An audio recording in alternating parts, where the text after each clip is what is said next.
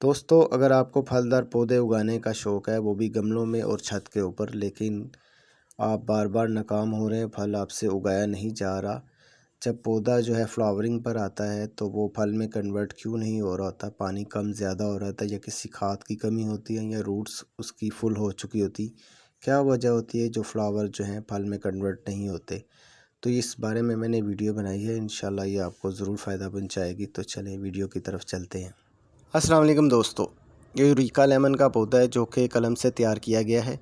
मैंने ये पौधा कोई तकरीबन 5 साल पहले एक नर्सरी से ख़रीदा था। तब इसकी एज जो थी 1 साल थी और इस पे कोई भी लेमन नहीं लगा हुआ था। तो जब भी आप पौधा नर्सरी से लें तो पौधा हेल्थी लें, बड़ा पौधा लें, छोटा सा पौधा ना लें।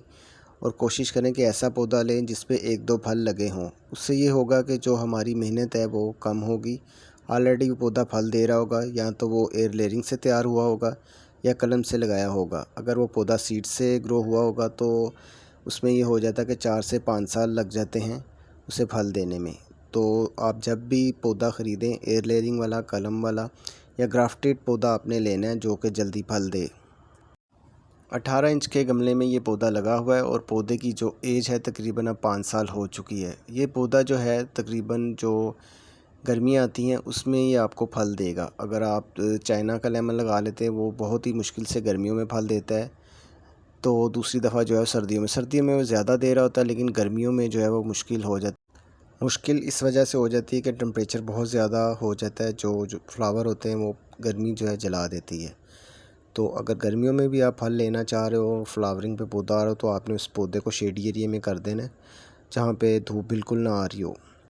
ये जो फल का साइज़ छोटा रह गया, इसकी ये वजह होती है कि जिंक की कमी होती है। उस वजह से जो है फल इस तरह का हो जाता है, और तेज़ धूप जो होती है वो फल को जला देती है। जो इसके ऊपर निशान आ रहा है वो तेज़ धूप की वजह से आ रहा है।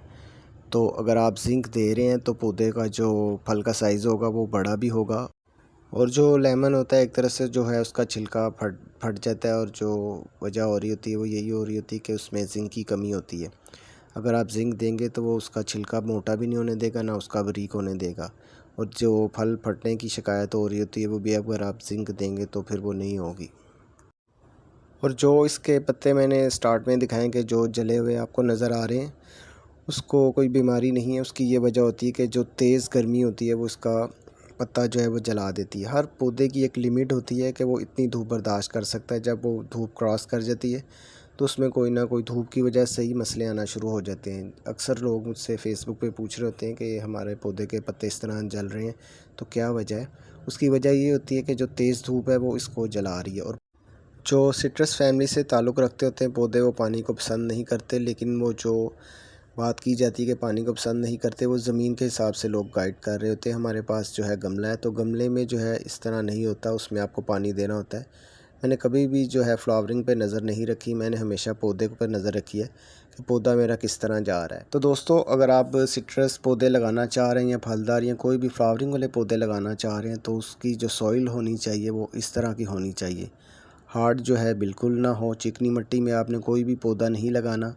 इस मिट्टी में जो है मैंने तकरीबन 25% गोबर डाला हुआ है, पुराना 2-2.5 साल पुराना गोबर, जो ब्लैक कलर का हो चुका होता है। ग्रीन कलर का गोबर आपने नहीं डालना, अगर डालेंगे तो आपका जो पौधा है वो फ़ौरन जल जाएगा। तो गोबर भी आपने कोई 2 साल पुराना, कोई 1.5 साल पुराना होना चाहिए, जो ब्राउन या ब्लैक कलर का हो चुका हो। मिट्टी ये फल मिट्टी है, इस तरह की आपने कोई भी पौधा हो उसमें आपने यूज़ करनी है। हार्ड मिट्टी बिल्कुल यूज़ नहीं करनी। अगर हार्ड लगाएंगे तो जो पौधे की रूट्स होती हैं वो निकल रही होती, तो उसको जब हार्ड मिट्टी में जकड़ा होता है तो वो रूट्स निकल नहीं पा रही होती और पौधा अपनी पूरी ताकत लगा रहा होता है।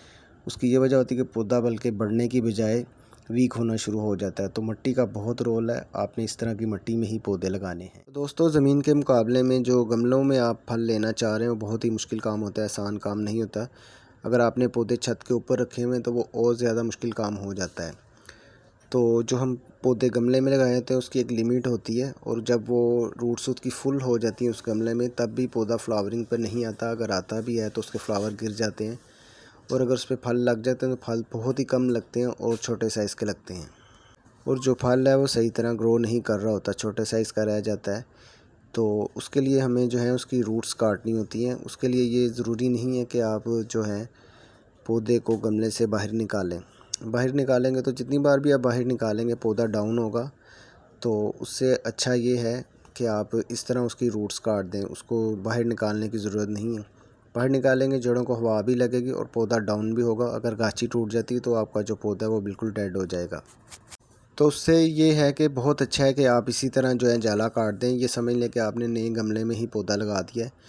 तो जो पौधा है हम उसे बार बार तो निकाल के चेंज नहीं कर सकते, या स्टेप बाय स्टेप उसे अब 18 इंच के गमले में जैसे लगाए फिर 24 में लगाएं या 30 में लगाएं, तो ये तरीका सही नहीं है। आप इस तरीके से जो है आप समझ लें कि आपने इसे 18 इंच का नया गमला लगा दिया है।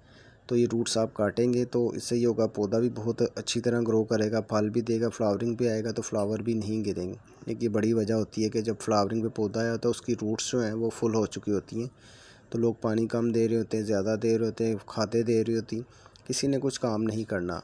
रूट्स जो है मेन चीज़ है वो नई ज़रूर निकलनी चाहिए। अगर वो नई निकलेंगी तो आपका जो है पौधा फल उठाएगा और वो फल में भी कन्वर्ट करेगा, कोई इतना मसला नहीं है। मैं हमेशा जो है पौधे के ऊपर नज़र रखता हूँ, फ्लावरिंग पे नज़र नहीं रखता। जब मैं देखता हूँ पत्तों से मैंने अंदाज़ा लगाया था कि पौधा प्यासा है, पानी की ज़्यादती है, कमी है, फ्लावरों पे मैंने नज़र नहीं रखी होती। जब देखता हूँ पौधा जो है वो पानी उसे चाहिए तो मैं उसे सही तरह पानी दे रहा होता हूँ। चाहे पौधा फ्लावरिंग पे भी है, जो फ्लावर गिरते हैं वो फिर कुछ अरसे बाद आ जाते हैं, जो लेमन का बता रहा हूँ। बाकी जो पौधे होते हैं उसके तो लेमन जो फ्लावर गिर जाएँ तो वो दोबारा जो है वो नहीं आते। जो भी पौधा आप गमले में लगाएं या ज़मीन में लगाएं उसकी शेप इस तरह होनी चाहिए ताकि जो है पानी अब जब दें पानी तने को टच ना हो। तो दोस्तों ये केमिकल खादें हैं डीएपी, एनपीके, पोटाश, जिंक और आयरन। ये मैंने सभी जो हैं बराबर मिक्स करके जो है वो डब्बे में रखी हुई हैं। इनके बगैर जो है फल लेना बहुत ही मुश्किल काम है। तो आप ये लाजमी अपने फलदार पौधों को दें। और ऑर्गेनिक जो खादें हैं वो कुछ नहीं होती, उनकी कोई वैल्यू नहीं है, ना वो काम करती हैं। तो इसलिए मुझे ऑर्गेनिक जो खादें हैं वो जहर लगती हैं। मैंने बड़े साल उस पर तजर्बे किए लेकिन उसने किसी भी किस्म का कोई फ़ायदा नहीं दिया पौधों को। तो आप ऑर्गेनिक के चक्कर में ना पड़ें और हमेशा केमिकल खादें दें। फ्लावरिंग आने से 1 महीना पहले लाजमी आपने ये खाद देनी है और इतनी लिमिट देख लें, तब फ्लावर आएंगे तो फल में भी कन्वर्ट होंगे। और हर 25 दिन बाद आपने ये खाद देनी है, मई जून के अलावा।